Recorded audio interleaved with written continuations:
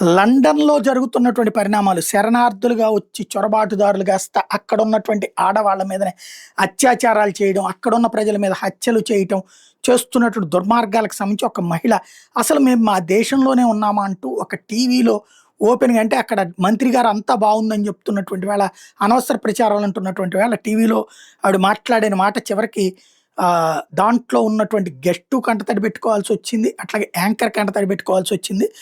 మేము అసలు రేసిస్టులమా? మమ్మల్ని రేసిస్టులని ఎట్లా అంటున్నారు? అంటూ బిగిన్ జేసి ఆహ్, రాజకీయాల కోసం లండన్ ప్రజల ప్రాణాలతో చెలగాటమాడుతున్నారు. నా స్నేహితుడు చచ్చిపోయాడు. నా ఫ్రెండ్ ఇంకొక అమ్మాయి చచ్చిపోయింది. అలాగే మొన్న లోకల్ షాప్‌లో 3 కత్తిపోట్లు జరిగినాయి. ఒక మర్డర్ జరిగింది.